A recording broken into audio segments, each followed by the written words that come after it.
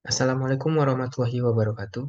Saya Beni Surya Ayuendra dengan NIM 2010932037 akan menjelaskan mengenai salah satu penggunaan pemodelan rantai pasok yaitu Supply Chain Activity Based Costing, Pricing and Earned Value pada studi kasus supply chain komoditas sayur. Baiklah, pada pengaplikasian ini terdapat beberapa data yang dibutuhkan. Yang pertama itu data aktivitas logistik, di mana dalam komoditas sayur, aktivitas logistik yang dapat terjadi terdiri dari 6 aktivitas. Yang pertama ada pengadaan, ada penanganan bahan, pemeliharaan, penyimpanan, transportasi, dan aktivitas informasi. Nah, berdasarkan aktivitas logistik tersebut, maka akan ditentukan apa saja komponen-komponen biaya dari masing-masing aktivitas.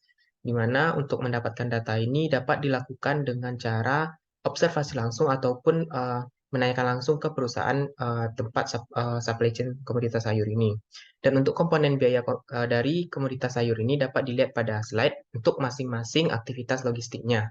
Dan data terakhir yang dibutuhkan yaitu data total biaya. Data total biaya ini merupakan data sekunder di mana nantinya akan didapatkan dari pencatatan di perusahaan. Nah, sebagaimana sampaikan tadi, untuk teknik dalam pengambilan data ini ada 3 jenis. Yang pertama itu ada wawancara, dan wawancara ini digunakan untuk mendapatkan informasi-informasi terkait dari aktivitas logistik maupun komponen biaya dari aktivitas supply chain komoditas sayur. Yang kedua ada kuesioner. Kuesioner ini juga dilakukan untuk mengambil data-data uh, terkait dengan aktivitas logistik, dan studi dokumen ini dapat digunakan untuk mengumpulkan data-data biaya yang ada pada setiap komponennya melalui studi dokumen atau pencatatan dari perusahaan. Nah, dalam pengolahan datanya, di sini yang langkah pertama yang dilakukan yaitu mengidentifikasi tiar rantai pasok, di mana di sini diidentifikasi pelaku-pelaku pada jaringan rantai pasok komoditas sayur. Yang kedua itu menentukan komponen biaya setiap aktivitas logistik dari aktivitas logistik sayur. Yang ketiga itu penentuan proporsi biaya setiap aktivitas logistik pada setiap tiar. Artinya di setiap tiar akan ditentukan berapa proporsi biaya dari aktivitas logistik komoditas sayur tersebut menggunakan model activity based costing. Dan yang terakhir yaitu ditentukan strategi rantai pasok berdasarkan biaya logistik untuk setiap tiernya.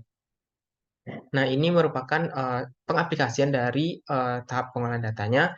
Yang pertama di sini kita akan mengidentifikasi tier dari rantai pasoknya, di mana dalam komoditas sayur terdapat 5 tier, yaitu petani, kelompok tani, pengepul, pedagang besar, dan pedagang kecil.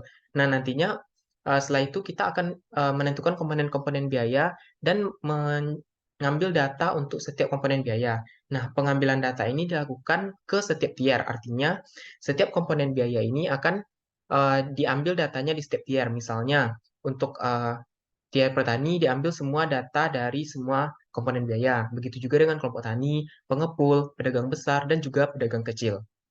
Nah, setelah komponen biaya tadi terkumpulkan, maka data dapat diolah dengan menggunakan model activity based costing, di mana di sini dapat ditentukan proporsi biaya di setiap tier dan juga di setiap aktivitas logistiknya. Dan juga dapat dihitung berapa persentase dilakukannya aktivitas logistik di setiap tier. Nah, penentuan proporsi-proporsi ini dilakukan agar eh, perusahaan dapat menerapkan strategi yang sesuai untuk masing-masing tier. Contohnya di sini untuk strategi yang cocok digunakan pada tier petani yaitu dengan penambahan aktivitas pasca panen, penerapan strategi efisien dan pasif pada tier kelompok tani, penerapan strategi pull supply chain pada tier pengepul, penerapan strategi pull push supply chain pada tier pedagang besar. Nah, masing-masing tier dapat menerapkan strategi yang berbeda ya. Hal ini digunakan untuk mendapatkan nilai supply chain yang paling optimal.